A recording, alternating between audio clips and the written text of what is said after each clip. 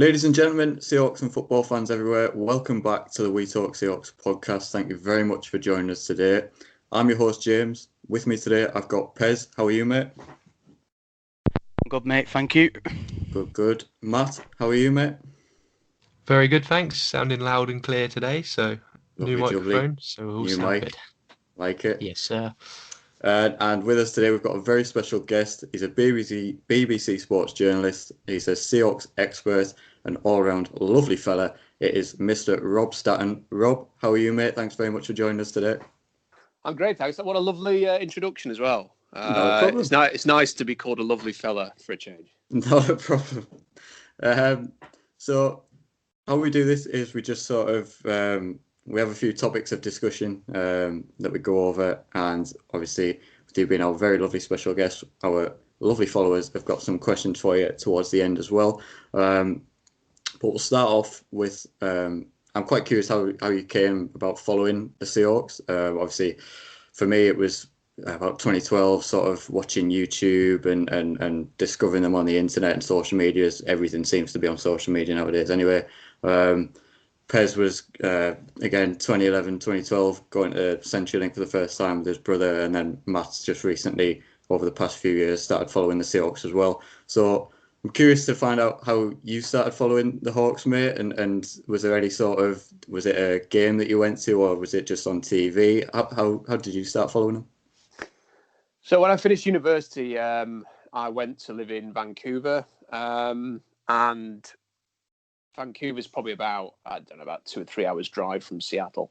Yeah. So she was my girlfriend at the time. We were now married. We went to Seattle and we had a long weekend in Seattle, and we went to watch the Mariners play. Right. And they lost 10-0 to the Toronto Blue Jays. And anyone who's ever been to sort of CenturyLink or Lumen Field or whatever it's called now, or Safeco Field or whatever that's called now, T-Mobile Park or whatever, they're next door to each other. So as we were leaving the baseball game, and I'm not a huge baseball fan, we kind of just went to it because I'll watch any sport. Yeah. We walked past, as it was known at the time, Quest Field. Mm-hmm. And I said, it'd be great to come back and see an American football game. Mm. So I kind of had that at the back of my mind. A few weeks later, we had a chance to come back to Seattle. We made the trip again. We went and watched the Sonics play against the San Antonio Spurs the night before.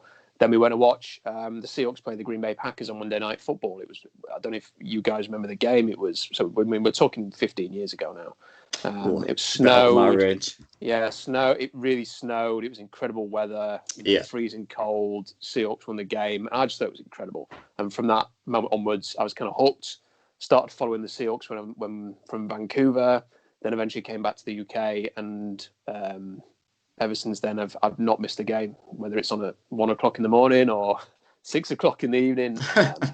I've watched every game since. There could be some real gruelers over here, can't there? I think we were talking a little bit before we came on air about the 49ers game last year and these 5 a.m. finishes that end in losses. There's nothing worse. Yeah, that's true. And there's been a few times actually when I've not gone to bed and I've just gone straight to work. And the worst example of that was when they lost the Super Bowl to New England. Because I was on a breakfast show for the BBC, and my shift started at 5:30 in the morning, and I had to do the sports bulletin. So that has happened. You've kind of got to process what has just happened there, and then I had to go and have a shower and go straight to work, no sleep. And then one of the things I had to read out in the sports bulletin was that the New England Patriots had won the Super Bowl. So that was not much fun. I mean, did you get through it without any expletives or any swear words, or would you have to kind of restrain yourself in that morning? It was weird, and because for the next sort of 2 or 3 days, I think it was a combination of being so tired and shocked and disappointed that it didn't really sort of hit me until I think Wednesday after that game, when I kind of just sat down and my wife doesn't like NFL, but I made her sort of sit there and watch sort of how the final drive happened and just had a massive meltdown about it. But it took about 3 days to get to that point.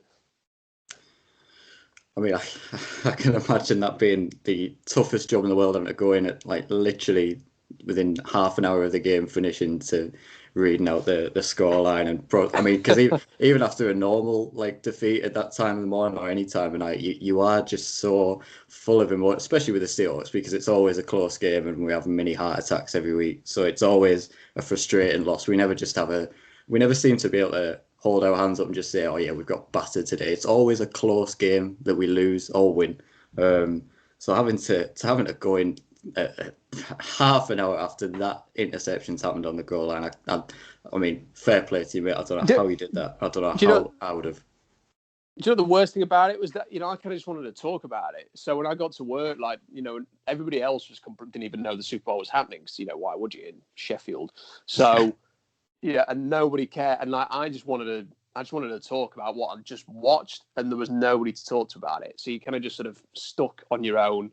Someone might bring something up completely different to you, work related, or something that's going on in the region or whatever. Or someone might ask you how the football had gone on that week, the soccer in this country. Yeah. And for me, I just did not want to have any of those conversations. Right. The only thing I wanted to talk about was what had just happened in that game. And it was tough. It was tough, but it feels like such a long time ago now. Well, I mean, when you think about it now, it's like 6 years now. I mean, it just flies by. But even when because they show it in the run up to every Super Bowl, every game it's on, every weekend you seem to see this. They play the bloody highlights of that game and that interception, and I still can't watch it. I fast forward it, skip it because it just still hurts too much. So yeah, I don't know how you did that, mate. Matt, if you want to go, mate. Yeah, I had something very similar to that. Just thinking about it. Last year when we played the Niners at the end of the season, and I remember, was it last drive, you see Jacob Hollister stopped on the 1 yard line. And I remember finishing the end of that game sort of sitting awake maybe for a good hour just thinking, what could have been. And I started work at 7, I think it was, so I had like 2 hours sleep. And then my boss comes in and goes, oh, so how did the Seahawks get on last night? I was just too soon. Too soon. Oh, it was a nightmare. That was. I mean, I wasn't. I wasn't into the sport when the Malcolm Butler interception happened. But this was that was my Malcolm Butler moment. If that makes sense. Similar thing. That was horrible. No, I can imagine. Like I say, it was. I mean, it was just the gravity of that game, wasn't it? Again, a bit like the Super Bowl, where everything was on the line for us in that game, and just for it to end like that. I mean, it was similar to the old Rams Super Bowl where they won it on the 1 yard line with the stop, and it's the best feeling in the world, and it's the worst feeling in the world. It's really a dagger in the heart, especially at that time of the morning over here. So, Pez, do you want to go, mate? Yeah, you're all right, Rob. Yeah, good, thanks. Yeah, good. I just wanted to talk about your Seahawks draft blog, because myself, I've only just recently found it. My brother's been banging on about you for many a year. He likes all your stuff. And I was just wondering, why did you start it? Like, is there a reason behind why you got into doing the blog? So when I came back from Canada, I was sort of always wanted to be in journalism. I'd done, I'd been a football commentator for a few years before going to Canada. Came back and wanted to get into it, and I wasn't sure what I was going to do at that point. I was in my early 20s. I didn't know whether I would go into radio or whatever, which is what I ended up going into, or whether it was going to be sort of written and stuff like that. So I needed a way to write every day, because I think people realize that actually writing is one of the hardest things to do. You've got to practice. You've got to do it every day if you're going to do it. You've got to find your voice. You've got to learn the ways of just writing articles, and there is only one way to do it, and that is just to write every single day and read everything back and improve and try and work on it. So I just started I can remember I was just sort of sat at home, and it was right at the end of the 2008 season, and the Seahawks were going to have the number 4 overall pick. It was Holmgren's last year. They finished 4-12, and there wasn't, and blogs at the time. This is a time before Twitter. This is, there was no Twitter at that point. There was very little social media. what you kind of had was just a whole host of blogs. So at the time, Mike Sando's blog was like the big thing in Seattle. There was something called Seahawks Addicts, which was around at the time. Mm-hmm. And that was really where people talked. It wasn't on the forums. It wasn't on Twitter. There was no Seahawks Twitter. It was in the comment section of those blogs. So I started a blog that would really, all the point of it was just to pull what everyone was saying about the draft. So if Mel Kiper did a mock draft, I put it on the blog. If somebody said this player would be really good for the Seahawks at number 4, I would sort of link to it and say, here's what this person is saying. I didn't really offer any opinions on the draft. I was just it was a place to come and talk about the off season, really. Yeah. And it just helped me to practice. And then, I did that for that year. And then the following year, I was surprised that people were sort of getting involved with it. And it kind of just sort of moved on from there. And, I never intended for it to be something that I would do for 12 years as it is now. Wow. And I've never gone into a writing career. I went down, I was in radio, I do a bit of TV now. I've never been a writer, but I can't stop writing this blog. It feels like it's always become part of my life. So what I do is I finish my day job, and my very patient wife allows me to practically take on a second full-time job writing this blog, which is what it has become, really. It takes up so many hours every day. But I love doing it. It's just become a hobby, really. Yeah, that you kind of answered my next question. I was going to say, how much work goes into it? Does it affect your current job? Because if I'm right in saying you're the sports editor for, is it East Yorkshire and Lincolnshire? Yeah, I've jumped between that job, and I worked for BBC local TV in Yorkshire last year. So it doesn't get in the way, because I do it separately. But what it means is that, if I do like an 8 or 10 hour day in my day job, I'd probably spend 2, 3, 4, 5 hours of my spare time writing this blog. I don't, to be fair, I've kind of like, I don't sleep that much. I probably have about 6 hours sleep. I think it's following the NFL and college football over the years. I've kind of trained myself that I can survive with very little sleep. And to be honest, I've never written as much as I have in the last year, and that's because of lockdown. It's not like you can have a social life in the last year. So there wasn't really anything to do, and there's not really much to watch. So writing is kind of like just what I do. And, I don't think there's many people that could do their full-time job and then sit down and craft a 5,000 word article in a night. Wow. I mean, that's not, it does take some dedication, and it is a little bit sadistic that I kind of have done it for this long, but I just really enjoy doing it. And I can't imagine not doing it in a way. It's kind of just become part of my life, really, for 12 years that I do this blog. I don't know if I'll do it forever. I don't know what the future holds in that regard, but right now, it takes hours of my life, but I'm happy to do it. Yeah, I can relate to that, because it's kind of a bit like I used to be in the military, so it's kind of like you just learn. You get into a routine, don't you? And then that's it. Yeah. That's your routine. Like, I've been out now for 8 years, and I live off 4 or 5 hours sleep, because I'm a HGV driver, so I start early hours of the morning. And my wife just laughs at me. She's like, "You're an idiot. Essentially, you're just an idiot." Yeah, my wife says very similar things. Funnily enough, it's just one of those things. I think it's like a labour of love, and you just get into it. And like, I'll go and walk the dog. I'll take the dog out in the evening, and I'll be telling myself, I'm not writing tonight. I'm having a night off. And then I'll go and walk the dog. And in the process of just taking this dog on a half an hour walk, a thought pops in my head. And by the time I get home, I'm like rushing to write out what I've thought about.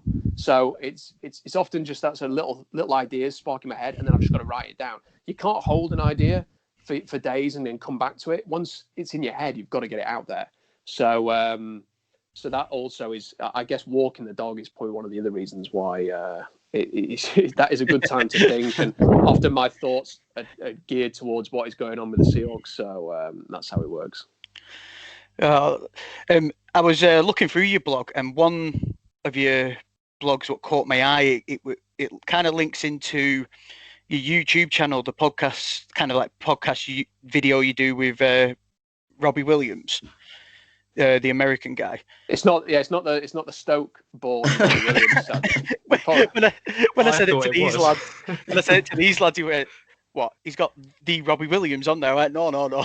it's not the Robbie Williams, but it's the why the Seahawks have been sent a message, and it kind of links into that YouTube podcast with him. I taken a listen to it yesterday. So with the whole message from Brandon Marshall on Russ, the potential of Russ getting traded, what are your thoughts on that? I'm just interested to see what are your personal.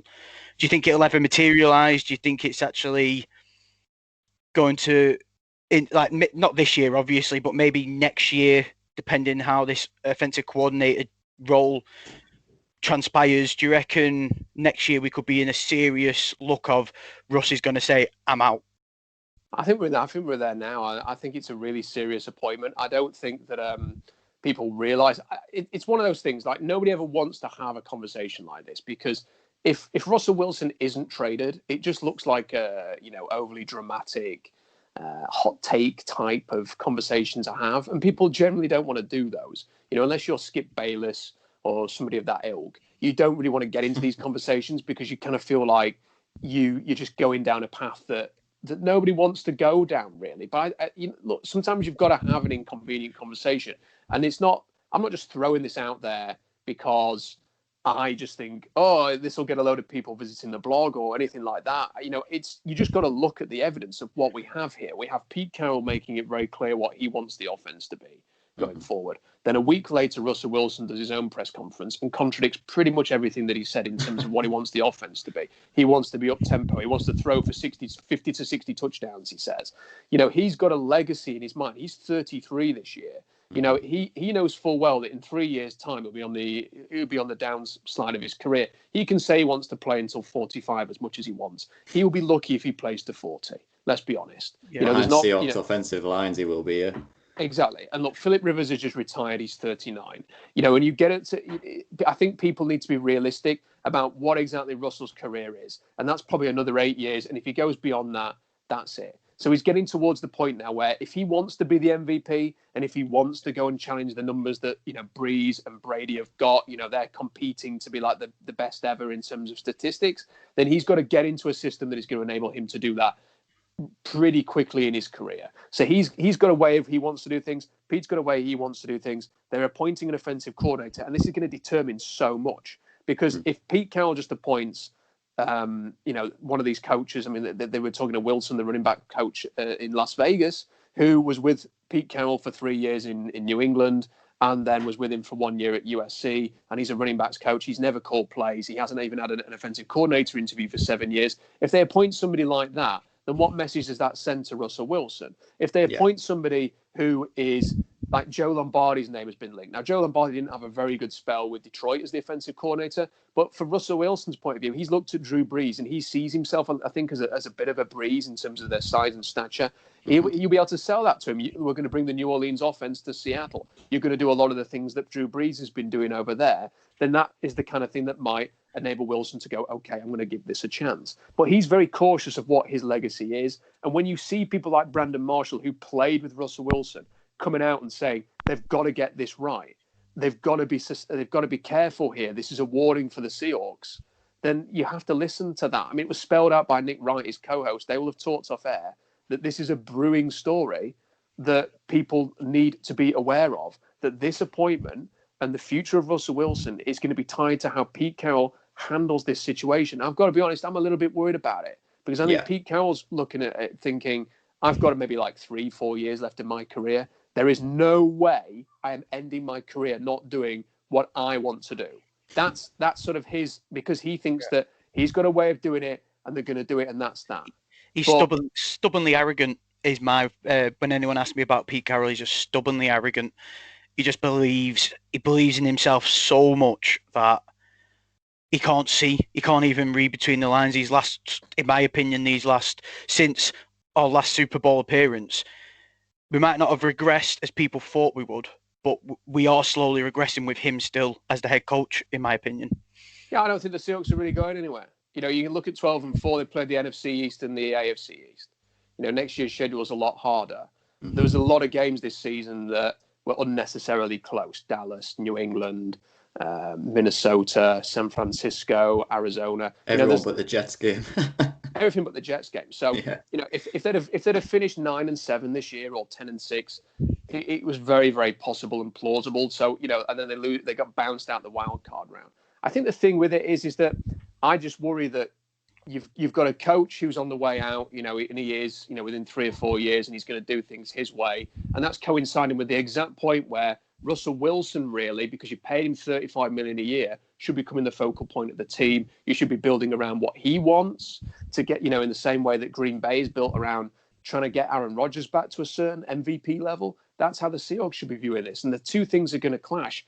But the other side of the story, and sort of go on about this, is kind of like, well, what does Pete Carroll actually want? In the last 3 to 4 years of his coaching career, does he want to be breaking in a rookie quarterback? Or does he want to be going out there and trying to win with, Marcus Mariota? Or does he want to stay with Russell Wilson? So I think it's on him to make this situation right. And I actually do think that that's what he's trying to do. I think if he was just going to appoint one of his guys to be the offensive coordinator, it would have been done by now. I think they are very cautious of and aware of what this situation is. And they're trying to appoint somebody that Wilson can believe in, that Carroll can be comfortable with, that John Schneider can be comfortable with. The only problem is there just aren't that many names out there.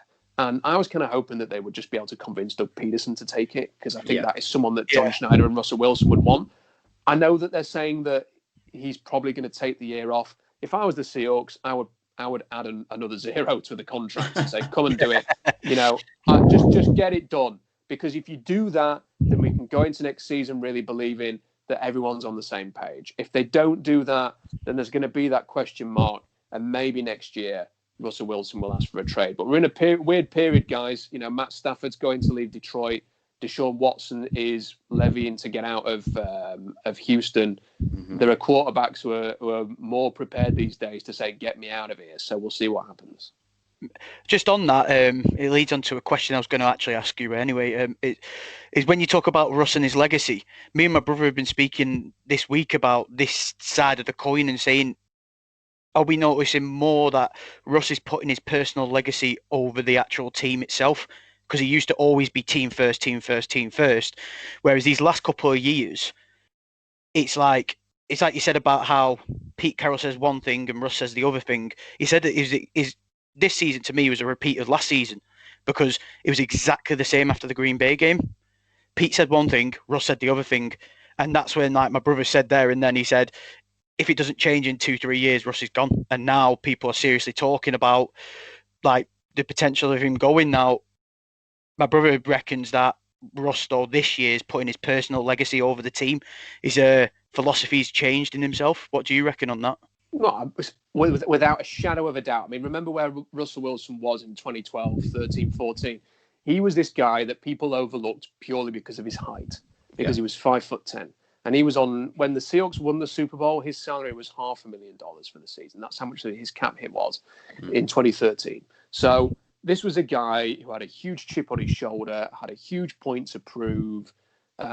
He'd been given a chance by the Seahawks, which he was no doubt grateful for, to start as a third-round rookie who didn't have the physical attributes that many quarterbacks have.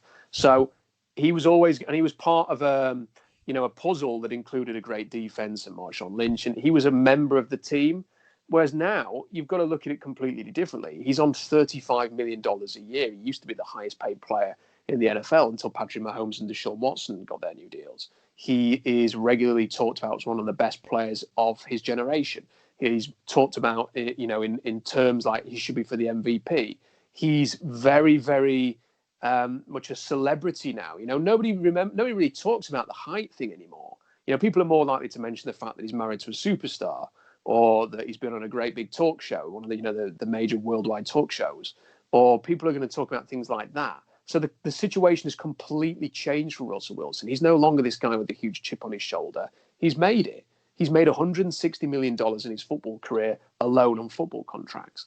So his life has changed. And he is, the separations in the preparation stuff. And, a football field is it this wide and it's this long? All those kind of cliches that used to come out when he was a rookie, he doesn't come out with anymore. Now it's a lot more about legacy, like you say, and wanting to have a say in how the offense is run and how the team is their approach is on offense, and that's a huge change. Definitely. I mean, for me, just on Russ, it's interesting to see, because with Russ, we always see that, and we always talk about one of Russ's biggest sort of plus points is that he never lets anything get to him. He's never, no distractions, nothing. There's always a game that he can win. He never feels like he's beaten in a game, everything like that. And there was, I mean, it again, we were talking about this on previous podcasts. It depends on how much you want to look into it, but Russ certainly seems to have been a lot more involved in things sort of off the field this year with his podcast and his sort of just, he seems to be like growing his like online and like sort of persona a bit more this year. And whether that, I'm interested to see what your opinion is on, do you think there's been sort of external distractions with Russ this year, or is it just this sort of, is he just getting sick of, like, say, of the play calling that he's been having to, you know, run with this season, or are there outside factors that is starting to seep into Russ's game?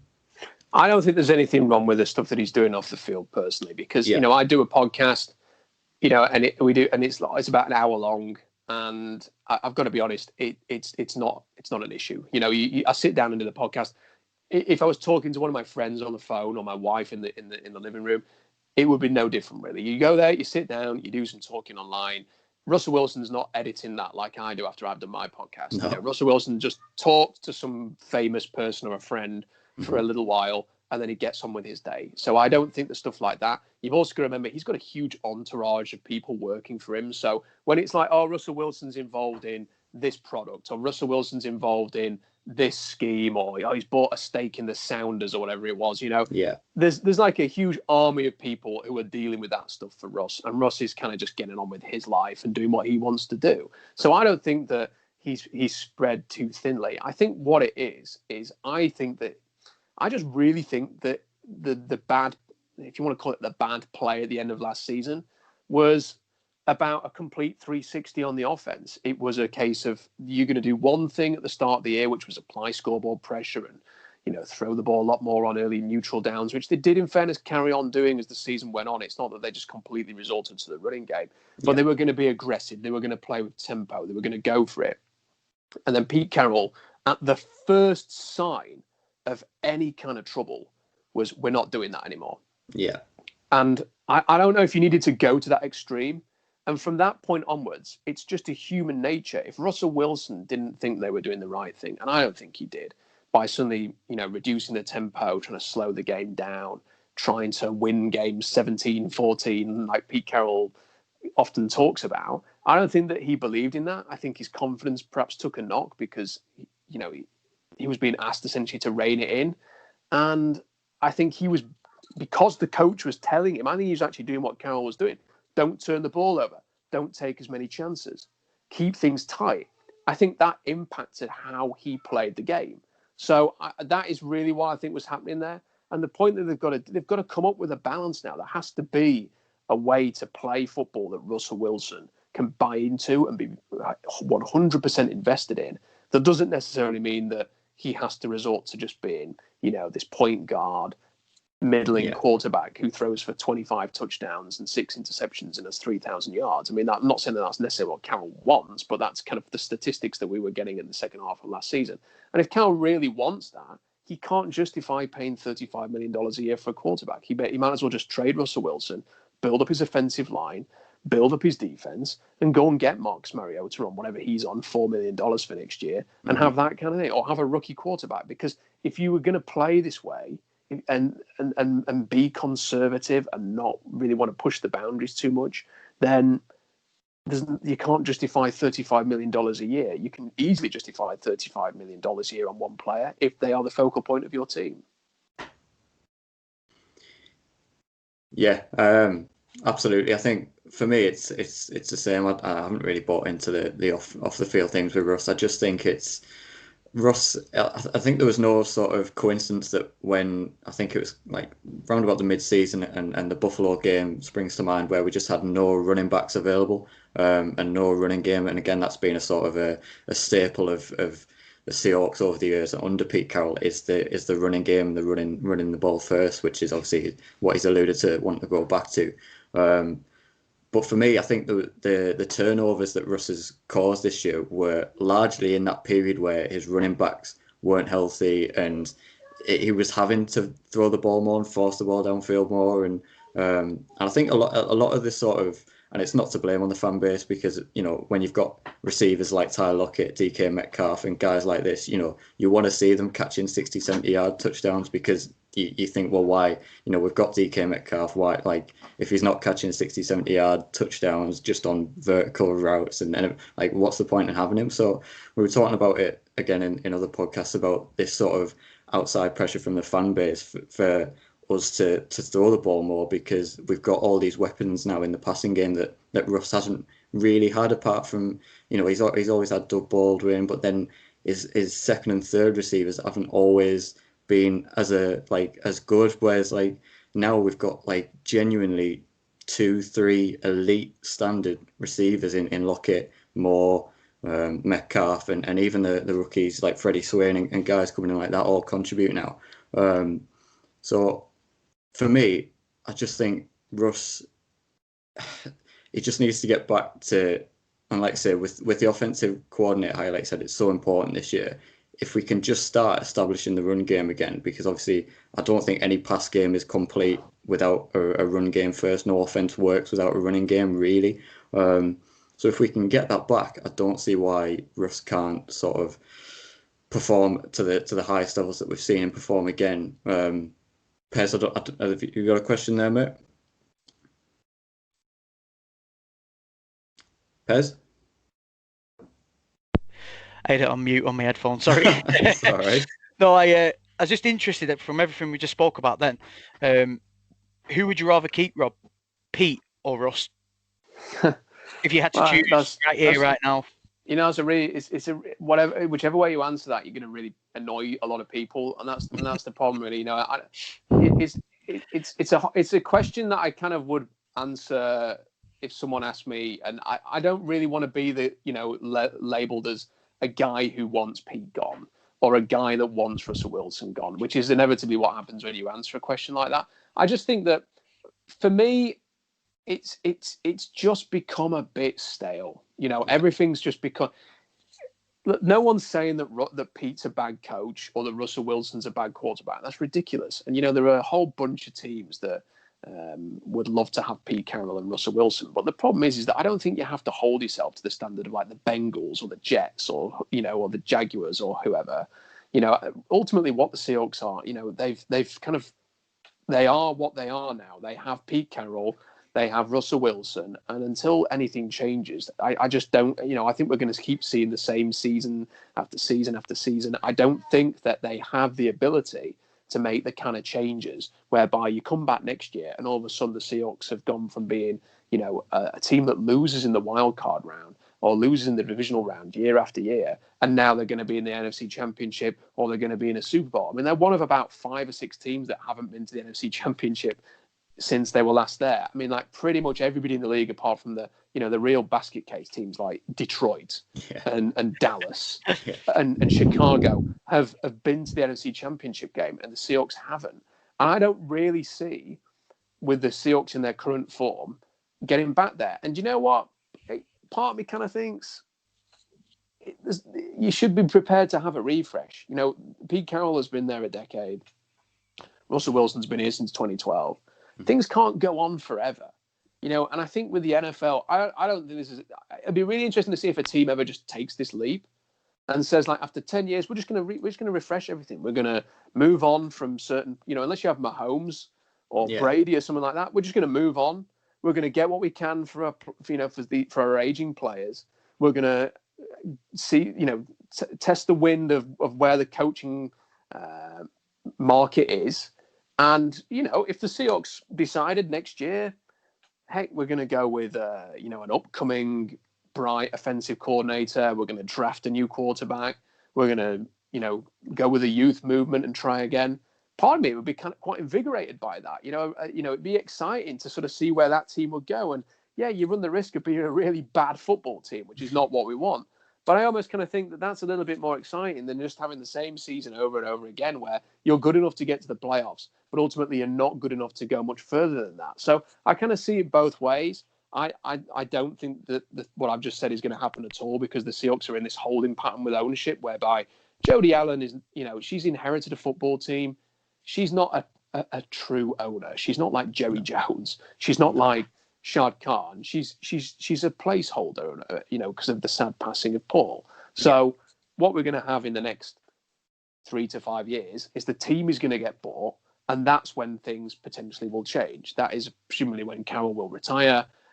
Who knows where Russell Wilson is at that point? You're going to see a new coach. You're going to see a completely new vision, depending on who owns the team. And I think until then, it's probably going to be Pete Carroll. And if he can satisfy Russell Wilson with his coordinator and their plans on offense, then it's going to be Russell Wilson.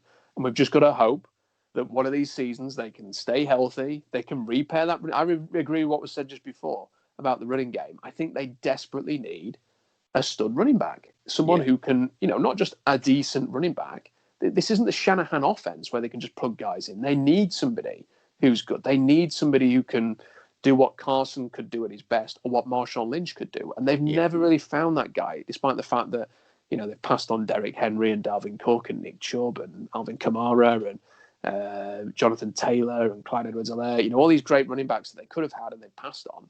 Mm-hmm. If they'd have taken one of them, I think they'd be in a completely different situation. The key now is to make sure that you get the next one. But that's going to be very difficult to do when you've got no draft picks. Absolutely. I mean, for me, again, it's sort of, and we'll get onto the draft and everything like that. I'm interested to see your thoughts on like the whole pandemic and everything this year, because there's a lot of people saying that, making a thing of it being completely different this year, and if whoever wins the Super Bowl, there'll be possibly an asterisk over it, and you can't really evaluate things as you normally would in the sense of the pandemic and no training camps and reduced sort of practice time and on-field time and stuff like that. So do you think it's not an excuse in a way, but sort of maybe an explanation is into the way that the Seahawks might have played this year and other teams this year? Has COVID, have you seen the impacts of COVID on the Seahawks this year in terms of other years, or is it just sort of a little sort of excuse that people can use and sort of make themselves feel a little bit better of how the season's gone? No, I don't think that's an excuse. I think every team has faced the same kind of issues. Yeah. And the Seahawks seemed to do a good job managing the whole COVID situation. They didn't have any kind of outbreaks or anything like that. But ultimately, all teams have had to face it. The Seahawks got as far in the end as the Tennessee Titans, who had an outbreak earlier in the season, and the Baltimore Ravens, who had a huge outbreak, went a step further than the Seahawks did in the offseason. So part of me thinks, well, do you know what? In the end of the day, it was a challenge for every single person on the planet. It's been a challenge for everybody in the NFL. I think the NFL deserves a lot of credit for the way that they are going to get through the whole season, which is remarkable, without any games being cancelled or without having to cut the season short, which is testament to the league. I think they deserve a lot of praise. Yeah. No, I don't think that was any reason why the Seahawks underwhelmed. I think the reason the Seahawks underwhelmed is because the way that they've constructed their roster, the way that they've spent their resources has been poor. Yeah, absolutely. Completely agree. Matt, do you want to go, mate? Hello. Yeah, I've kept myself a bit quiet as of late. So, Rob, I was just going to ask, so have you obviously you've been following the Seahawks a lot longer than I have. I've only sort of been into it, the last 2-3 years. Has there been a moment where, whilst you've been watching games, where you've thought, this team, this is my team, this is why I love this team, other than maybe the Super Bowl win? Is there anything maybe in the regular season where you had that, like that Tyler Lockett catch against the Rams, for example, or just something exciting that's made you go, this is why I love football with the Seahawks? Well, I think it was probably the first game. I mean, I'm not gonna say which football team I grew up following because I work for the BBC and I can't. But when I went to live in Canada, I was kind of really falling out of love with English football, because I kind of, there was a lot going on with the team that I was following, which I didn't like off the pitch, and there was kind of like a gap in my life for something that a team to really feel passionate about. And when I went to Quest Field that time, and with no expectation, I didn't go there saying I'm going to be a Seahawks fan. It was like I was just going there to watch the game, and have the experience. In the same way that I had watched, I mean, I don't follow the Mariners, and I didn't follow the Sonics before they left. I went to those games. I enjoyed the games, but I didn't become obsessed with them. But I went to Quest Field, and when they raised that 12, I didn't know they were going to raise a flag with 12 on it, and then the fans are going absolutely crazy, and then the players come out of the tunnel, and one of them's holding this huge 12 flag. The noise. I mean, I've been to Quest Field, CenturyLink, Lumen Field many times, and I can tell you that the difference in noise levels now compared to what it was when I first went is incredible. I mean, the noise on that Monday night football game, I'd never experienced anything like it. I mean, it was just electrifying, just the passion, the connection between the team and the supporters was just unbelievable. The Seahawks won the game I was at, and it's a funny story really, because they were playing Brett Favre, so tickets were quite hard to get hold of. It was Brett Favre and the Packers on Monday Night Football. And I bought some tickets on this website, and we went down, and it said row SR on the ticket. So we get in the stadium, we're in the stadium, and we've walked to the very back of this huge 60, 70,000 seater stadium. And there's like row SP, SQ, but there's no row SR. And we're like, where the hell are these seats? So we went and found one of the stewards and said, well, where are we sitting? We have no idea. What's row SR? And the guy's like, I don't know what row SR is. I have no idea. I'm thinking, how have we got in the stadium? This is obviously I've obviously got some dodgy tickets here. And how are we in? Like, how have they got through and then he went and found this other steward. He went, row SR. That means standing room only. Oh. And what you actually have around, so the very bottom of the top tier are just some numbers on the floor. I've never seen anything like this. You just have numbers on the floor. You have like a number, and it's in a box up against the wall, and you just have to stand in your box. So you don't get a seat. You have to stand and watch the game. And I, so the first Seahawks game we went to, my wife, it's snowing, she can't sit down. It's like -8 degrees. I've got a great picture of her looking absolutely furious. And we just stood watching this game, and I just thought it was brilliant. I just stood there and thought, this is amazing. And then right at the end of the game, this fan walks past, because everyone's walking past because we're stood essentially in the way next to the exit, and everyone's walking past, and this guy just gave me a fist bump. Thinking, we're fans, and he was happy about the victory. And I just thought, this is great. Everyone's connected. Mm-hmm. Everything's, everyone's so behind the team. There's this great relationship there that we don't have in English football. And there was like away fans, Packers fans sitting with the Seahawks fans, and they weren't killing each other, and there was no swearing or anything like that. I just thought, this is amazing. And, right there and then I thought, I love this. This is for me. And I can't say that there's been another moment really that's made me think, oh yeah, this is my team. I mean, obviously, I will always think very fondly of the 49ers game in 2012. Always stands out to me right before Christmas, because that was the moment when I thought, yes, this team is good. This is a good team. When you hammered the Niners, who just hammered the Patriots the week before in New England. When you actually win a game like that, that was when I was starting to believe this is a team that could win a Super Bowl. So I think round about that time is probably my favourite time following the Seahawks, right before that first Super Bowl, culminating in that first Super Bowl. I don't think anything will ever top that time. Mm-hmm. But, it's kind of that first game and that sort of period, 2012, 2013, that really made me think this is amazing. That's a great story about the, as you said, just standing room only, and that guy, just giving you a fist bump. I think that's what's great about the NFL generally. Maybe not just Seahawks related, but like you go to Wembley, like for the UK games. I know it's not the same, but you'll have fans of all teams there. You might even have fans of rivals teams sat next to each other. But everyone it almost seems to be this family of just crazy people that watch this stupidly long game and just enjoy it. And I mean, if it wasn't for me finding the NFL, obviously I wouldn't be here talking to yourselves now doing a podcast. I don't think I would ever have done that with. I mean, I'm a Portsmouth fan in soccer, and I couldn't see myself sitting there with 3 Portsmouth fans, doing a podcast, something like that. But with the NFL, it's sort of so involved, and everyone there's so much to talk about, and I really like the idea that everyone can just sort of, get along and talk about it, regardless of, who you are or who you support or anything.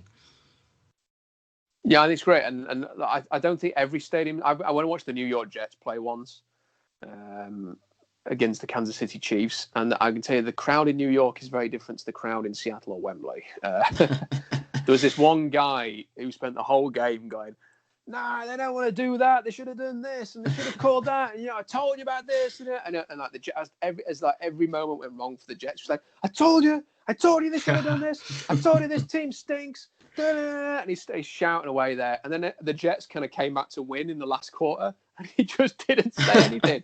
He was just sort of sat there fuming, because I think to him he would have rather just be sat there as the guy who everybody was like, yeah, you were right, David, or whatever. But the fact that they'd won the game, kind of like, he was more annoyed by that than the fact that the fact that he couldn't moan about the team. So I think it's very different there. But it's great in Seattle. If anybody's listening to this who's never been, I would recommend it. The only thing is, I wish you could all. I mean, I don't know if you've ever been. When I went in 2006 was the first time I went. Oh my word, it was so much noisier than it is now. The atmosphere was so much better. I don't know what's changed. I don't know if it's just success. Maybe it took the edge off the CenturyLink crowd. But still, an amazing experience.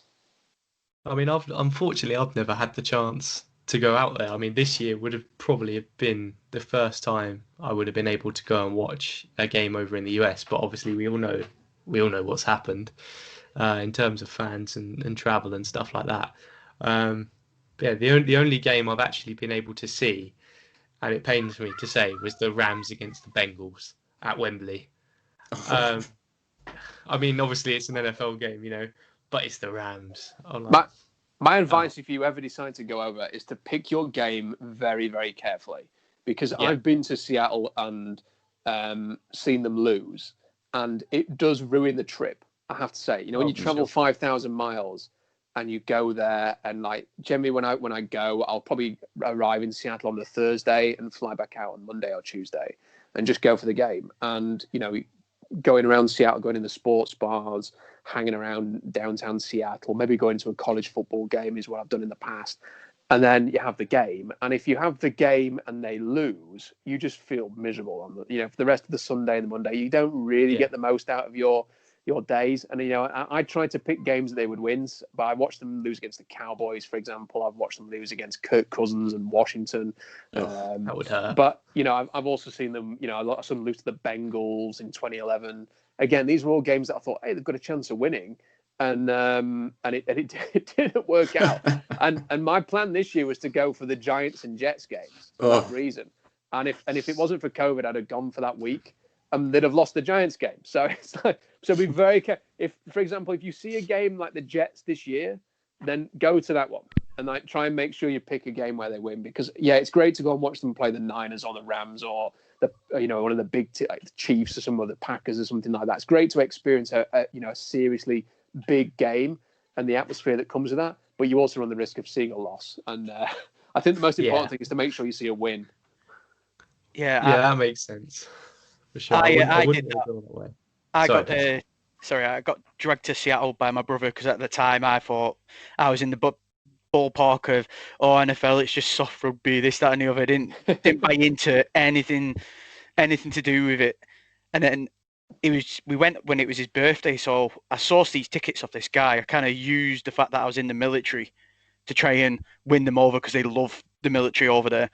So this guy was selling these tickets and I messaged him. He was like, yeah, meet us in this bar. So I did it all for my brother and I thought this is going to be the most boring 3 hours of my life.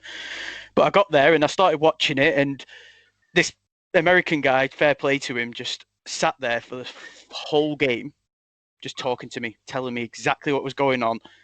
And that's like kind of shows any interaction you have with any like Seahawks fans, I found, is they're just so friendly and kind. They like just want to help you out and do all that. And then they ended up losing, so I was freezing my ass off, and I was just like, that is true about Seahawks fans. That is really true. That I've found that as well.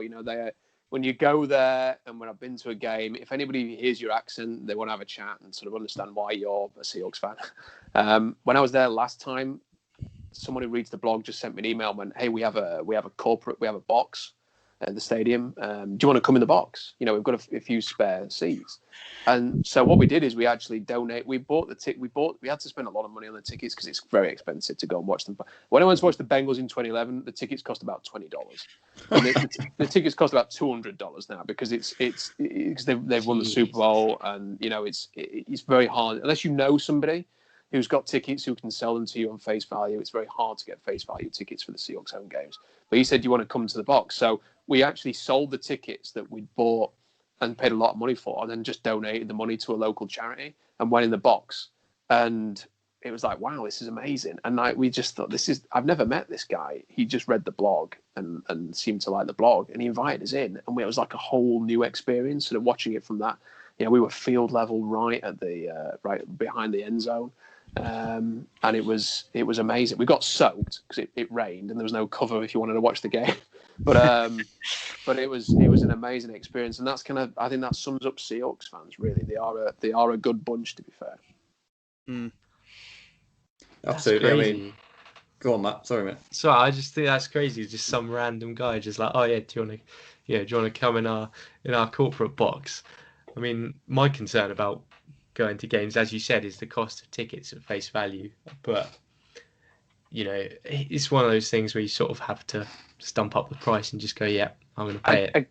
Again, what I would recommend is going on the forums and going on like Reddit and the Facebook groups and just sending a message saying, look, I want to go. You know, a lot of people have season tickets and they keep hold of the season tickets. Maybe they don't. Maybe they've moved away for work or whatever, but they don't want to lose the season tickets because they want to come back to Seattle. And what they will do is they will sell their game day tickets at face value. So you know, do a bit of research if you ever go in. I found somebody who had 3 tickets, I think it was, or 4 tickets, and he would be willing to sell them all on face value. You know, it's still quite expensive, but it's not as expensive as it can be. So that would be my tip to anybody who ever wants to go to Seattle, is try and find somebody who can send you tickets, and make sure they're official as well, obviously. But you know, there's a ticket transfer whereby it all gets done through the Seahawks website. So if you find the right person who's willing to sell you face value tickets, it can be done, but it probably takes a little bit more work than just going on, you know, the resale sites where you get absolutely fleeced. Oh yeah. See, that's interesting because we for the Rams, I know obviously it's completely different kettle of fish, but when we went to the Rams game in London, I think we bought our tickets probably 3 days before on that StubHub, I think it's called. Mm-hmm. Yeah, StubHub. And I think we were sat right up in the gods, but you still got a great view of the field. And I think they were like 26 quid or something like that for a ticket. And it's like, you compare that to, I looked at again on the same website for tickets at CenturyLink or Lumen, whatever it's called. And like even the worst seats were like $300-400. It's completely changed. I mean, it definitely wasn't like that before the Super Bowl. You could easily get tickets, but tell you something else. There's a lot more like away fans in the stadium these days. You know, a lot more people want to travel to Seattle. It's like a big occasion now to go and watch your team play the Seahawks. So you definitely find that there's a lot more Seahawks fans are selling their tickets to like away fans, which doesn't help for the atmosphere either. But No. you know, I think one of the best experiences I ever had was when the Seahawks came to London, actually, and I managed to get a press pass for the game. And went in the locker room afterwards and interviewed some of the players. Oh, God. You know, I went to the press conferences in the week and interviewed Pete. Well, I didn't interview Pete Carroll. I asked him some questions. He had a little joke in my English accent. And just, you know, and having a chance to talk to Russell Wilson and Bobby Wagner and people that was surreal. I got a chance to meet, you know, a lot of the media guys. I met Dave Wyman and have become, you know, I would consider Dave Wyman a friend now, just somebody who I can, you know, drop a text to and he would reply. And we did an interview last year. So it was just such an amazing look. The Seahawks are a great team. And I think this is sometimes when, like, I've got caught up a lot in the reporting on what I think are some negative things in terms of the roster construction and what might happen next and the offensive coordinator appointment. But, you know, there's a lot of things to like about the Seahawks as well. It's just that, what kind of a conversation do you want to have? If you're writing a blog, do you want to talk about the personnel decisions and where the future of the team, or do you want to talk about how the Seahawks fans are great and it's a good team to follow? I mean, there's only really one direction you can go on a blog called Seahawks Draft Blog. So, but it is a really good team to follow. Oh yeah, I mean, I'm talking about the draft. I mean, one of the main reasons why I sort of love the NFL and the format of the NFL is it's you can go from being the worst team in the league one season to being the best team in the league the next season, and you just don't get that with our soccer and our football. It's in the Premier League. It's your Man City's, Liverpool's, United's winning it every year. I know we had Leicester a little while ago and that, but for the vast majority of the time, it's the same set 4 or 5 teams battling it out. Whereas in the NFL, we saw it with the Niners going from the second worst team, I think they were, to the Super Bowl, and these teams, you can just sort of, it takes we're talking about Deshaun Watson and possibly wanting to go to the Jets. Now, if that move was to happen, all of a sudden, if the Jets can find a few receivers with Watson at quarterback and a left tackle in Mekhi Becton and a few receivers, then that offense is all of a sudden good enough to outscore quite a few teams. So it's you can go from being the worst team to the best team so quickly. And it's one of the main reasons why I love the NFL, because it's so, it's not often where you have the same teams in the Super Bowl every year. It's different every year. It's sort of a blank slate every year, and I love that about the NFL. And coming to the draft again, I know obviously you do your draft block. How different is it? Are you finding it this year, obviously coming up to the draft in March with the limited play time in college and that? How different is sort of the evaluation process when you interview the college guys and when you evaluate their tape, going off tape from 2-3 seasons back possibly on certain players? How are you finding evaluating this year's draft so far? Well, it's hard. I mean, there's a lot of players that you just haven't seen for, they've not played. Like, you can take it like someone like Gregory Rousseau at Miami. I mean, he was so raw in 2019, and you sort of see a lot of things that you like. But then you want to see if he can take the next step. And if he played like a full college football season this year, then you've got like another 12, 13 games to study him from and to see if he's improved, to see if he can improve, to see if he's always going to be that kind of a raw player. So now you go into this draft and you think, well, what is he? And you see a lot of mock drafts and people will put him in the top 10 or the top 15 based on his physical profile. But, I don't know, he could go in round 3 because he's so raw that, teams, and you also have a combine now. So you don't even have the ability whereby you've got players who are sort of physically brilliant, but have not played, but they can go to the combine and run, if you're a defensive lineman, a 4.6, a 4.7, a 1.5 split and, 40-inch vertical. And all of a sudden everyone's saying, well, look at the profile. You'll take them in the first round.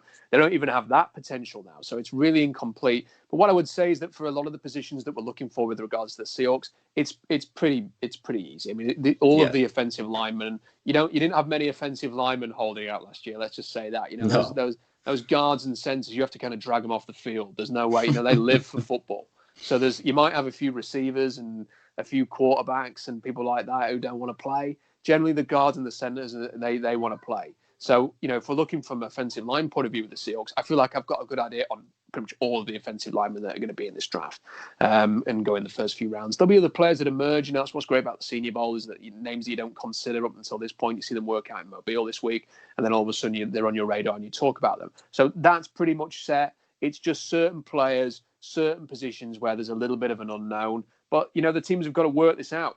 We had all this last year. Oh, the draft's going to be different. The draft's going to be harder. It's going to be this. It's going to be that. End of the day, a draft's a draft. You watch the tape. You try and get as much information as you can. Hopefully these players can do pro days so you can at least get some athletic testing. It is what it is. Personally, I'm very disappointed. I love the combine. What I generally do is take 4 days off work and just watch every minute of the combine. Wow. And you get so much information from that. I work harder than I ever work the rest of the year when the combine's on, because I just take the time, and it's just, you're talking about 8 hours of live blogging, followed by like an article that's probably like 2,000-3,000 words right off the back of it to review the day, then a podcast every single day. It's just a non-stop, but I love every minute of it because you just get so much information. You learn things about players and their athletic profiles, which are so important for the next level off the back of this combine. And there's just all of the teams meet in one area. There's all sorts of trade rumors going around and little bits of information. And none of that is going to happen this year, which is a real shame. So I kind of feel like we've been robbed of one of the great weekends of the NFL calendar. So that is disappointing. But in terms of being able to draft, if you said, right, tell us some offensive linemen that could fit the Seahawks, I could do that right now. I mean, it's that in that regard, it's pretty much the same. Yeah. I just wanted to jump in and ask a question. With everything you said then, Rob, do you reckon that the undrafted free agency market is going to have a lot more, would you say, diamonds in the rough this year, with the lack of exposure some of these college players have got, like you said, about the guys who showed potential last year, didn't get a chance to play this year, and then they're going to be really down on NFL teams' radar, and then he could go in undrafted, and then he could get snapped up, a bit like the running back for the Jags this year, who's just come out undrafted and come out and just been one of the best running backs this season. Yeah, I don't know why Robinson ended up going undrafted. I mean, if you actually look at his profile,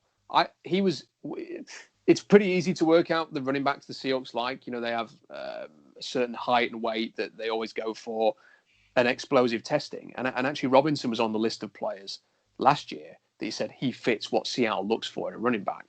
Obviously, he ends up in Jacksonville. The Seahawks took DJ Dallas instead. It was also one of those players. But you know what you've got to like look at is, I don't know whether this whole situation is going to mean that better players go undrafted. I don't know whether that's going to happen necessarily. I just wonder whether or not what we're going to see is that players might last a bit longer in the draft if you don't have all of the information, and it might be harder to find those players that are going to, you know, every year there's a really good player that goes in round 3. You know, is it going to be harder to find that player this year because you don't have all of the information? I don't know. Maybe it will be. I don't think it's so much it's going to produce diamonds for undrafted. I think what it does do is it makes it harder to analyze, and it means that you have to take gambles on certain players. And we saw that last year. I don't know why on earth in a year when you can't do full medical checks and you don't have any of the information that you really need, that the Seahawks traded a 2nd and a 3rd round pick for Darrell Taylor, who going into that draft, you know, we were talking about it. I'd heard numerous NFL insiders talking that he may go undrafted. He may not be able to pass a medical. And it's one thing to take the guy. Like if they'd have took him in round 4, and he hadn't worked out, then that's one thing, isn't it? To trade up in round 2 to take a player with those kind of red flags, with that kind of mystery, and then for it to play out the way that it did, it's just not good enough. It's not acceptable, really. And that's the kind of mistakes the Seahawks have started to make over the last few years, which are the reason why they can't get back to the NFC Championship game. You know, they overthought the Rashard Penny pick when they should have took Nick Chubb. They've not been able to build up their offensive line. You know, you can run through lists of players every year. I mean, we spent a whole draft season saying TJ Watt is unbelievable. Like, look, he's JJ Watt's brother, and actually look at his physical profile and look at his tape in Wisconsin. And then he was sat right there, and they trade down and take Malik McDowell instead. And it's like, well, yeah, okay, you can understand why they took Malik McDowell, because they needed an interior defensive lineman, and he had a great physical profile. I have no issue with that. You know, if they wanted to take a chance on him, that's fine. They had enough, they've got enough in the bank in terms of trust for them to be able to make a mistake. But ultimately, it's this kind of like, sometimes you can overthink things. You can try and be a little bit too clever. Sometimes the obvious things are staring you in the face. And, you know, Nick Chubb was the perfect running back for the Seahawks, and they take Rashard Penny. I mean, like, think of all the running backs they passed on over the years. They didn't want to take Derrick Henry when he was there. They didn't want to take Dalvin Cook when he was there. They didn't want to take Jonathan Taylor when he was there. You know, they didn't want to take Alvin Kamara when he was there. You know, you can run through all of these different players that they've passed on. And yet the one player they've taken in the first round of running back is Rashard Penny. I mean, it doesn't make any sense. How do you pass on all these players? And then for a team that really wants to run the ball as much as they do, Rashard Penny's the one that you sort of place your faith in. So, you know, that's sort of there's been a lot of mistakes. And I think the Darrell Taylor one, I hope they learn from that. If there's any players in this draft with any serious medical issues, Landon Dickerson's an example of that, the center at Alabama, then maybe you just have to say, however much you like them and however much you feel you need a player at that position, you've just got to be a little bit more cautious here. And health and availability has to be really at the top of your list of things that you're looking for in a player. Absolutely. So we'll get on to the questions that you've sent in everyone who's been on the pages and that and sent me questions. Thanks very much, everyone, for getting these in. We'll start with John. His little sort of a three-headed question, and we've touched on some of it. So he says, what do you make of the offensive coordinator change in general? How deeply should Russ be consulted in this recruitment process? And who would you put in lead position to replace Shoy? Well, I think about it is that people seem to be suggesting that Schottenheimer was fired, and yet if you read the reports, when Jason Lickenfora had a report saying there was never any intention to move on, that it was basically when they sat down to the end of season meetings, it became very clear there was a difference in opinion in terms of what the philosophy should be moving forward. And Brian Schottenheimer has moved on, and it was very much the mutual parting that they spoke about. He wasn't fired. And I think that we're seeing that now because they didn't have somebody lined up ready to roll straight off the bat. They're interviewing a whole bunch of people. This is quite a wide search. And, if you want to look at it on the, a glass half full mentality, you say, well, it's a thorough search, they're leaving no stone unturned. If it's a glass half empty, you're saying, well, they didn't have a plan. And now they're looking and they're trying to find somebody to take this role. We're starting to see some of the candidates that were interested in the job. Anthony Lynn's gone to Detroit. A couple of other guys are off the market now. What do I think of the search? I think it looks to me like a search that is struggling. It seems to me like they can't find, there isn't an obvious candidate who they're going to go after. And it's not the easiest thing to sell. Hey, come to Seattle and run an offense that a 69-year-old defensive head coach is going to try and dictate to you. And at the same time, you've got a quarterback who, while brilliant, is not a you can't just place him into a system. Like you have to. He's at his best on the move. He will improvise a lot. He's got a very strong opinion on what he wants to do as well. And I actually think a lot of people are looking at this gig and saying it's not the easiest job. You would think that it'd be great to come and work with Russell Wilson and DK Metcalf and Tyler Lockett and Dwayne Brown, and a Seahawks team that has won a lot of games. But actually, it's not. It maybe doesn't have quite that same appeal. And the other thing you've got to remember is that none of the previous Seahawks offensive coordinators have gone on to be head coaches. So Jeremy Bates, Darrell Bevel, Brian Schottenheimer have not left the team to be promoted. They've left the team because they've either been fired or because the team is moving in a different direction now. So if you're a young upcoming offensive coordinator position coach who wants to be a head coach in the future, you can't look at the Seahawks job and say, that's my pathway to becoming a head coach. In the same way that if I run somebody else's offense, Kyle Shanahan's or Sean McVay's, then that's the pathway, or Andy Reid's. The pathway is very clearly there. So, who do I want to see them get?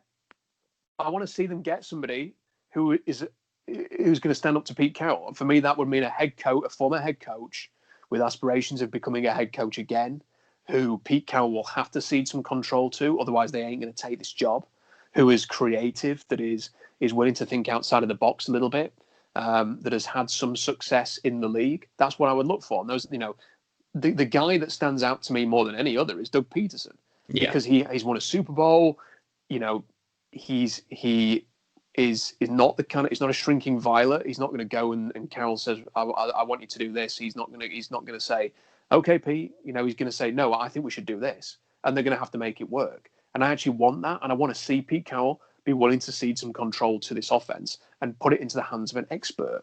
And I want to see a coach come in who has maybe got some contacts, who can bring in some staff around him that will enable this offense to thrive. So it's not just always Pete Carroll's family members or his inner circle that are constantly working around this offense. That's what I want to see. So I want to see them really now say to Doug Peterson, I know that you don't want to work this season, because essentially you'll be working for free because of the way that the payoff from the Eagles is. Unless they pay him more than the Eagles were going to pay him to be the head coach, then he's not gonna earn anything from working this year. They have to make it worth his while. I'm not sure how they do that, but they have to find some way, in my opinion, to get somebody like that in. It'll be really disappointing if they just have to resort to whoever will take the job and do whatever is asked of him. And I fear that it could still be a Dave Canales or Wilson, the running backs coach, or somebody like that, who is willing just to take the job because of the job. Maybe Joe Lombardi appeals to him a little bit more because he's from Seattle. And he's, He doesn't. I don't see him sort of becoming the offensive coordinator in New Orleans very quickly. The only problem with that is if you actually Google Joe Lombardi's name on Twitter, not Google it on Twitter, if you search his name on Twitter and see what the Detroit Lions fans are saying about it, it's not good. I think the last thing we need is another sort of yes man, isn't it? And I think with Doug Peterson, he would come in and sort of say, right, I've got the reins to the offense. I'm doing it my way, and you're not having to say you're like you say you're a defensive minded coach. You've always been a defensive minded coach. You sort that side of it out, and I'll sort the offensive out. So for me, if a young guy comes in, someone like a LaFleur from the 49ers or the guy out of Clemson, their offensive coordinator, say if someone like that came in with relatively little experience and still a young sort of fresh face who would just sort of be a yes man, then I think, well, then you may as well have just kept Schottenheimer, because then it's the same sort of system. He's just going to be a yes man. Pete's going to call the plays, and overall it's going to be his final say on what happens on the offense on the field. Whereas a guy like Doug Peterson, like say, would come in and just say, no, like, I'm calling the plays. Never mind taking the reins off me on fourth down and when the game's on the line, like, let me run the offense. I mean, they just can't afford to have another yes man, in my opinion. Can I just say as well, I mean, this will be quite a controversial opinion, but I don't understand all of the negativity around people like Adam Gase, because the thing about Adam Gase is, like, look, Adam Gase was a bit of a laughing stock in New York. The minute he did that opening press conference where his eyes were all over the place, it was like, immediately from there, it was a disaster. Yeah. But Adam Gase has coached an offense that has been to a Super Bowl. Adam Gase has had success with Jay Cutler. Adam Gase has been a head coach. Now, it didn't go well in New York. This idea that the guy can't coach an offense or maybe he's a terrible head coach, but he's a good offensive coordinator. I don't know. I mean, like, I am not as down on, if it was Gase, the Seahawks fans are going to riot. I was like thinking, well, why? It could be a lot worse than Adam Gase. This is a guy who has actually shown that he can work with a quarterback in Jay Cutler, who's been almost impossible to manage. And with Peyton Manning, they had a lot of success. Yeah, all right, Manning's kind of always been his own offensive coordinator, but he knows what it takes to succeed, and he's been around success in the places he's been at. So I don't think it would be a total disaster like a lot of other people. I actually think it may even, because he's been a head coach, be a sign of Pete wanting to see a little bit of control. I don't think it would be the worst thing in the world. Another name that I heard mentioned the other day that hasn't been linked with any of the offensive coordinator jobs, but I've always kind of liked Todd Haley. He's a bit of a pain in the backside, and he's kind of always been a bit of a disruptive force at the teams he's been at. But I think that he can coach offense, and I think that he took Pittsburgh's offense to a new level when he first arrived there, and he's been a head coach, and he's had some success. I don't think he in any way whatsoever would work in Pete Carroll's culture and system. But that's kind of like what I like about him, is that he would be very different to what Pete Carroll has gone for. And the other thing is, like, a lot of people don't like Bill O'Brien, and he's gone to Alabama to be the offensive coordinator there for Nick Saban. I wouldn't have thought it would have been a horrible pick for the Seahawks to have him as offensive coordinator either. He's worked with a mobile quarterback. He's worked. He's had some success. He's been around the block, whether it's in New England or Penn State, and now with the Texans. Yes, you don't want Bill O'Brien in charge of your draft picks and your salary cap, like when he was in Houston. But could he put an offense together that is creative and dynamic? Yes. So, a lot of these guys that people wouldn't like, I'm a little bit more open-minded about. Certainly, I would prefer that to someone like the most overrated coach in football right now is Pep Hamilton. And people seem to love the idea of him coming in and hate the idea of someone like Adam Gase. I probably feel the other way around. Very interesting point. I think, say, like, people are evaluating them as head coaches and not as offensive coordinators, aren't you? Matt, do you want to go, mate? So, Rob, you sort of touched on something that, I can kind of relate to with... I mean, I know it's a completely different level to the NFL, but I play American football at uni, and we've just had an offensive coordinator change, and it was someone that the guy that's come in now is someone that we kind of doubted a little bit. People doubted a little bit, and people weren't really sure of having him as our coordinator. As you said, like with Adam Gase, a lot of people are like, they don't really want him in. But I don't know what he's done, but it feels like our offense. I mean, in the short training time we had before we got locked down, we feel like all of a sudden we've gone, oh, this guy's actually quite good, and he's sort of changed the dynamic in the team quite a lot. And another thing you touched on, which I mentioned to James and Pez, I think it might have been last week, in terms of sort of offensive coordinator jobs and potentially, I think I came up with sort of a theoretical example if Pete Carroll was not with us per se. I mean, I don't dislike him, but if he left, how desirable would the Seahawks coaching jobs be relative to someone like the Chargers, where they've got a young quarterback who's just come in, and I mean, would you prefer to have an offense that you can make your own? So for someone like Robert Saleh, who's gone to is it the Jets, he can make that offense his, or would you prefer to jump into a Pete Carroll offense like you've got at Seattle, if that makes sense? You want to do what you want to do. I mean, like if you are an offensive-minded coach and you are essentially in charge of the offense, you want to be able to do what you want to do. How attractive would the Seahawks job be? I'd like to think it will be quite attractive. And, I also remember when the Packers fired Mike McCarthy, and a lot of people said it's not quite as attractive as you might think working with Aaron Rodgers, because he's so strong-headed and knows what he wants to do and what he wants to be. And it could be difficult to work with. Now, fairness to Matt LaFleur has made it work. But I wonder a little bit whether or not, if in Seattle, if Carroll had gone, whether a few people would be like, yes, I can't wait to work with Russell Wilson, or whether people would be like, actually, do you know what? I can go to New York and I can shape things how I want to. There's no real expectation that I stick by this guy or that guy. We can make a decision on whether Sam Darnold's the guy or not, and if not, we can move off. If you can go to the Chargers and you go, hey, we've got Justin Herbert at the start of his career. He looks like he's going to be a legendary player. Let's go in there and try and be the ones who can ride the coattails of that. Go to Jacksonville, draft Trevor Lawrence, have like $100 million to spend in cap space. You've got extra first-round picks to spend. These are really attractive jobs, and sometimes building from ground zero is more attractive than taking over a team that has had success and you're having to replace a legendary coach. And when Carroll came in, the Seahawks were like an expansion franchise in terms of their roster, and everything needed to be built up from the ground. And I think that appealed to Carroll. It may have appealed less if he was, joining a team with loads of established veterans who've only ever done one thing for 10 years under Pete Carroll. And now you're asking him to do something completely different. Sometimes you just want your guys who you've coached under your culture to come in and do it. So that would be something that I think people think about. I actually think that really when you appoint an offensive coordinator, you just have to go, right, okay, will you, what are you going to do with the offense? And if it sounds impressive and creative, you just go with it. And I hope that the Seahawks go with that. I hope that they're not thinking, oh, well, Jamal Adams will be upset if Adam Gase takes over the offense. That should be an irrelevance. That's up for Jamal Adams.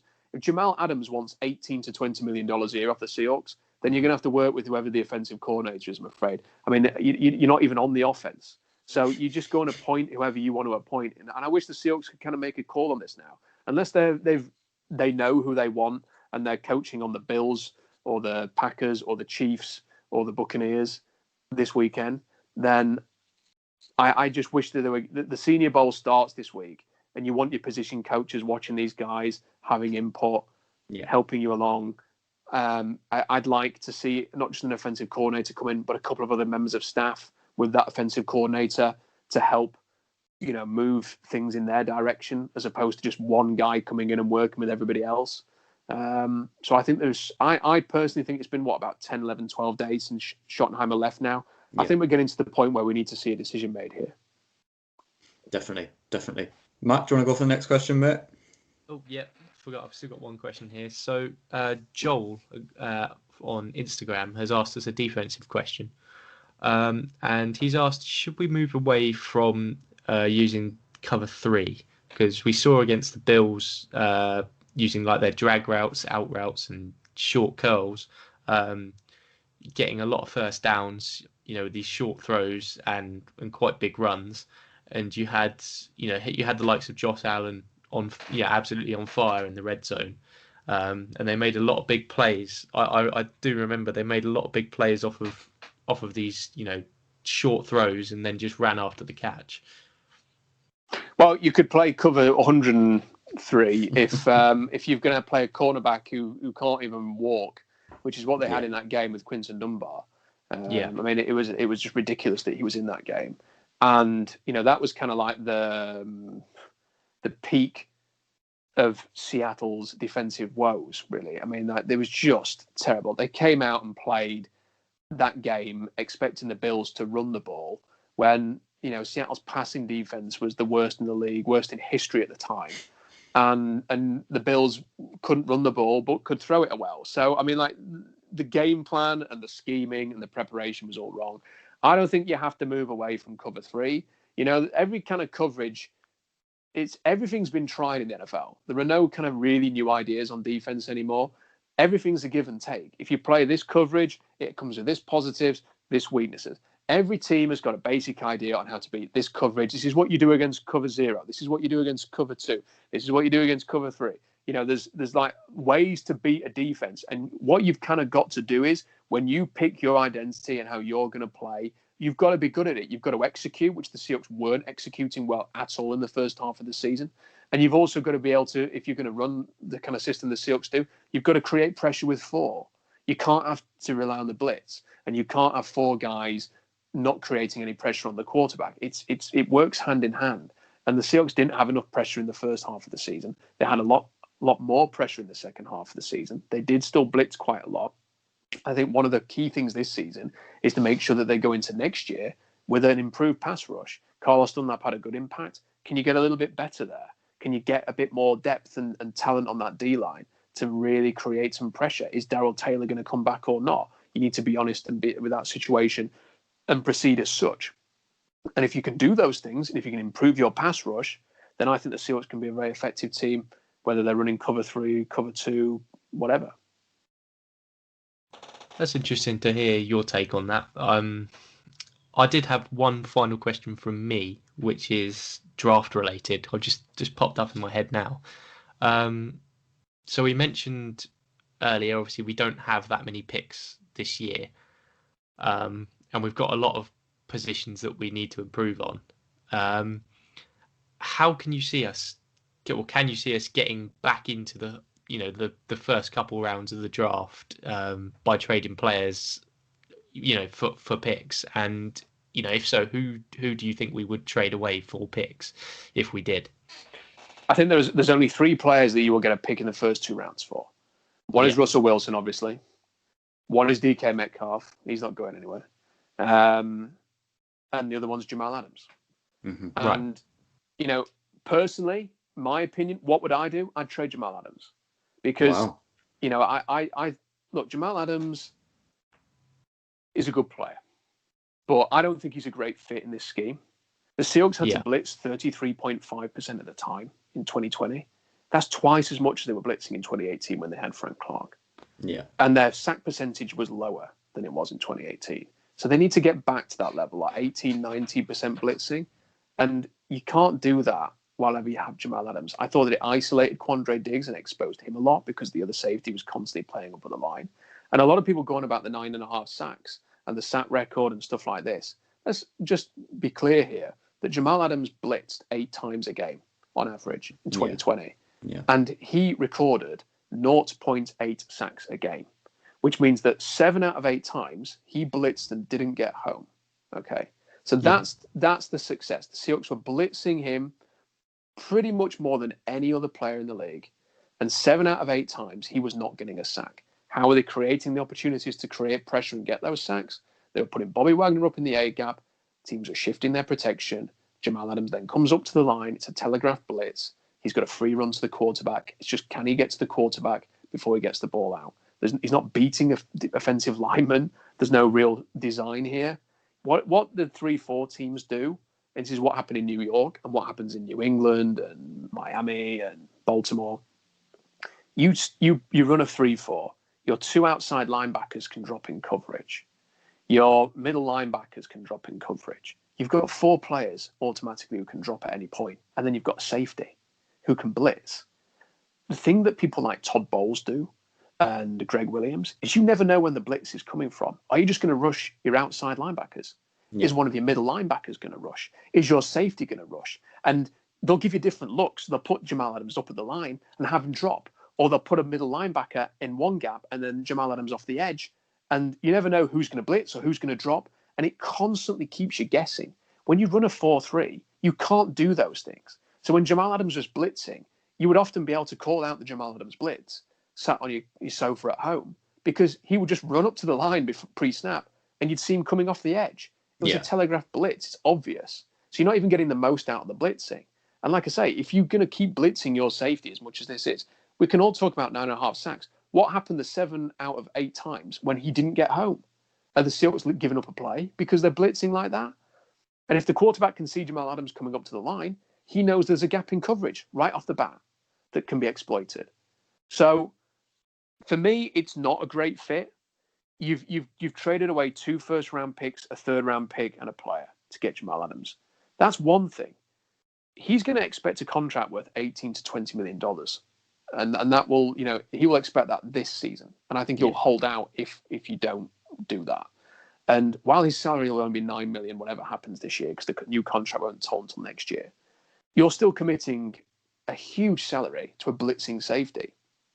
So when you actually think about it, you've got 2 options. You either have Jamal Adams and the 56th pick this year, or if you had never traded for him, you have $18 to $20 million to spend on however many players in free agency. You've got 2 first-round players and a third-round player. You're talking about it's either have Jamal Adams or maybe 5-6 different players here.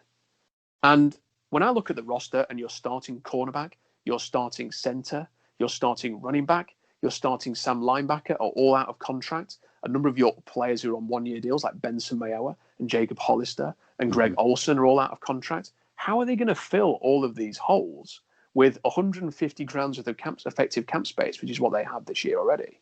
How are they going to fill these holes with only 1 pick in the first 3 rounds? To me, it's an absolute no-brainer that Jamal Adams is a nice player, but he's not Joey Bosa. He's not Aaron Donald, who you can justify paying $20 million a year to. And you're costing yourself a whole bunch of players because of his salary and because of the picks that he's taken up. So personally, what I would do is I would call Miami Dolphins and say, this guy's a perfect fit for your scheme. You have the number 18 pick and the number 3 pick. So you're going to use the number 3 pick on whatever you want, whether that's a quarterback or a receiver. But I'll tell you what, give us number 18. You get Jamal Adams as a perfect fit for your scheme. You need a safety and you need a player like this. Give us a 3rd-round pick next year and you just take it and you save the money and you get back into the 1st round. You trade down and get more picks. You build your offensive line. You get a new running back. Go and draft Javonte Williams from North Carolina. And then you be the team that you say that you want to be, as opposed to having so much resource spent at the linebacker and the safety position, which is what they have. I mean, like they had $25 million on Wagner and Wright this year at linebacker, and then they spent a 1st-round pick on another linebacker, and the year before they traded up in round 3 to get Cody Barton. I mean, like, how much stock do you want to put and money do you have to put in the linebacker position? And then you trade for Jamal Adams, which is 2 first-rounders and a 3rd, and you also spend a 2nd-round pick on Marquise Blair, and you spend a 5th-round pick on Quandre Diggs, and you're paying Quandre Diggs. That is so much money and picks tied up in linebacker and safety, and yet this is a team that wants to punch you in the mouth in the trenches.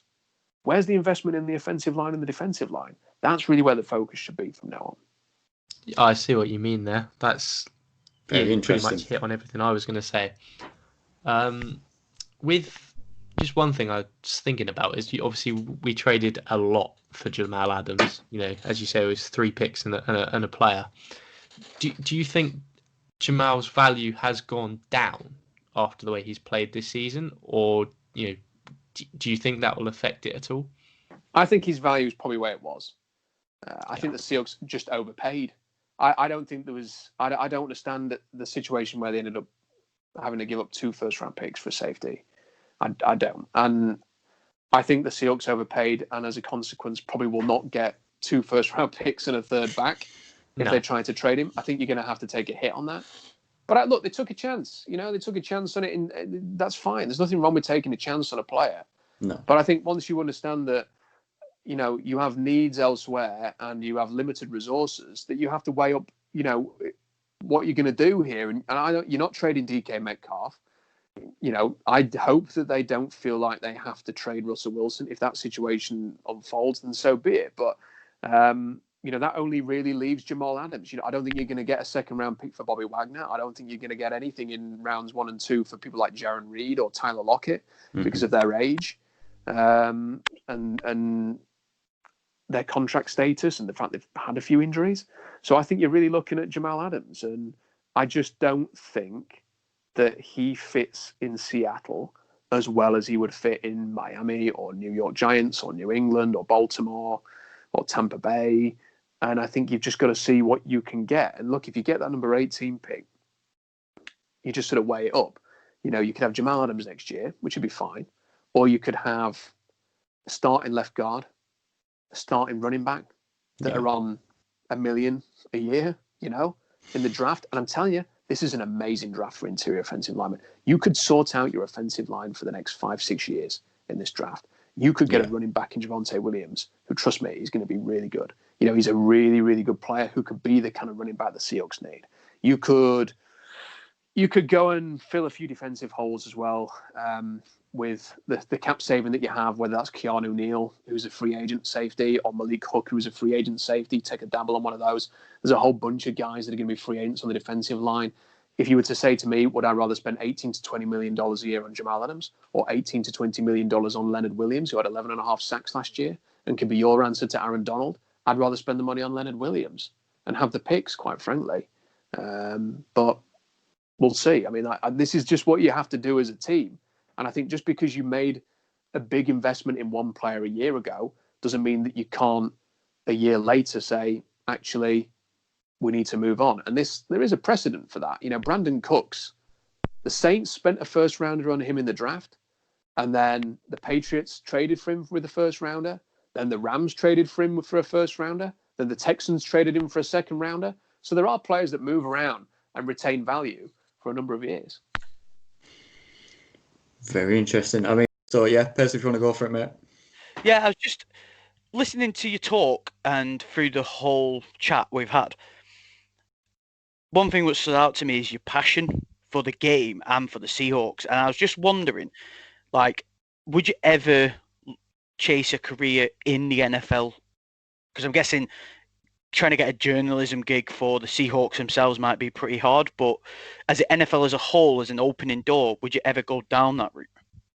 Yeah, I'd love to. I mean, I used to co-host the NFL on 5 Live when the BBC had the rights. That was a few years ago now, though.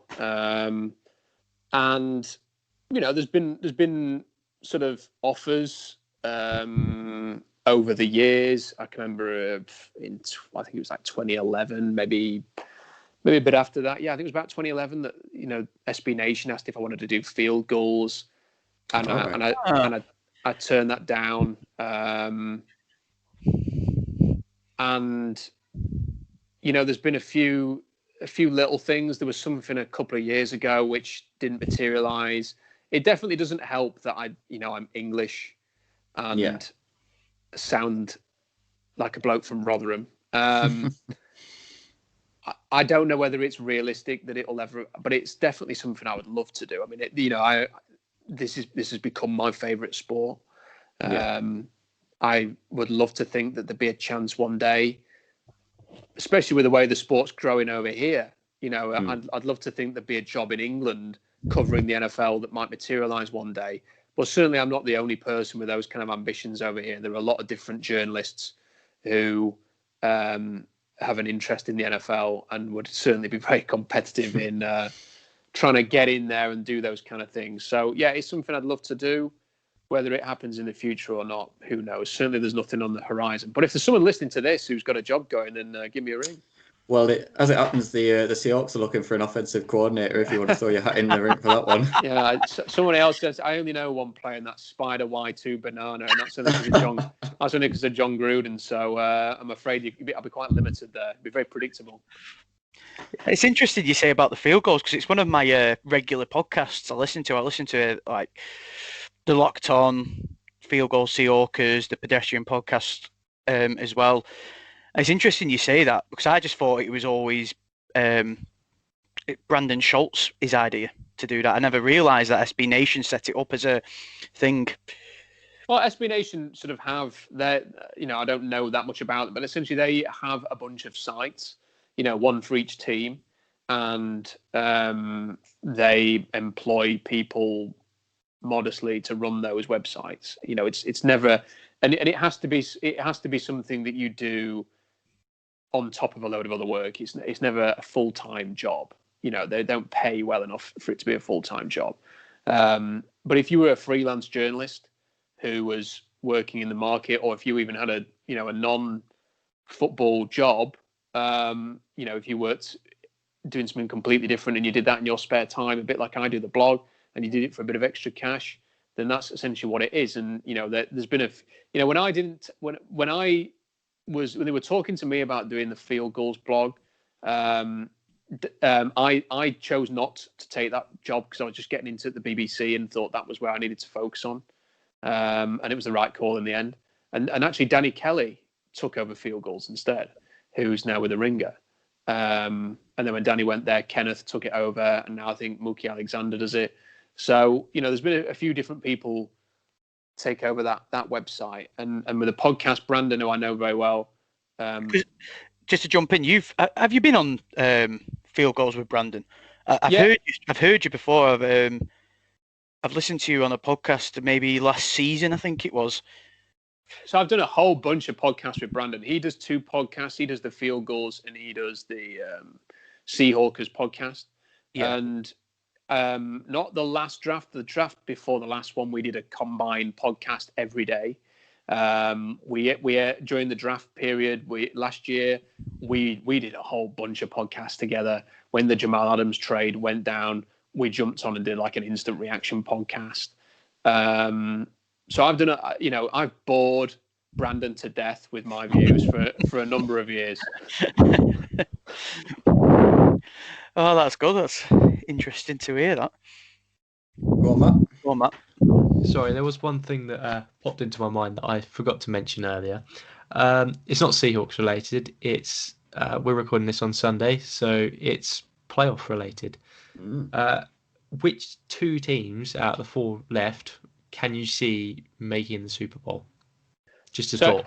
If this is going out after Sunday, then what I'll say is all 4 teams, and you can just edit the 2 that won and into the answer, and then I can be right. I think I really, really want the Bills to get through, and I quite like the Bills. To win the whole thing, because I think they're just a franchise. It's that kind of, they're a team that's not had a lot of success, and I like their fans. So I hope the Bills win. Can the Bills beat the Chiefs? It's hard to say. I think if Mahomes was 100% healthy, I would say no. I still think the Chiefs will win. I think that they're in the process of building a bit of a dynasty there with Patrick Mahomes, who's going to go on to become the best ever quarterback that's ever played the game if he can stay healthy. Who will win the other one? I've got this little feeling that the Buccaneers might win, but I could just as easily see Aaron Rodgers, putting up 40 points against them. I mean, it's there's just something where the Bucs are playing right now, which is a kind of a complete game, defense, offense, running the ball, great weapons. They hammered the Packers earlier in the season. But it's also worth remembering in that game that Green Bay started out hot, and then Rodgers threw a pick 6, and then he threw another interception where it was the other way around, and the game got away from Green Bay very, very quickly. So if Green Bay can avoid doing that, they probably win. But if the Bucs get up on top, the Packers are not a good team at chasing a score, trying to get back in a game. So we'll see what happens. Brilliant, Rob. Absolutely. I think that brings it to a close unless anyone's got any further questions. No. Nothing from me. No. Brilliant. Listen, Rob, thanks very much for coming on with us today. It's been absolutely brilliant. Like I say, you didn't have to take the time out to do this, so thanks very, very much. Hope everyone who's listened to us this week has really enjoyed it as much as we have. And enjoy the football this weekend. Sadly, no Seahawks, but we'll come again next year, hopefully with a very, very innovative offense with a new offensive coordinator and a new look Russell Wilson. So, yeah, once again, thanks, Rob. Really enjoyed it. Thanks, everyone. Cheers, guys. Thanks. Appreciate it. Cheers, Rob. mate. See you later. Let me Thank know when you. it's. Bye-bye. Let me know it's live, and I'll give it a push on the blog. Oh, brilliant. Cheers, Spot on, thank you. Rob. No bother. Thank you. Thanks, mate.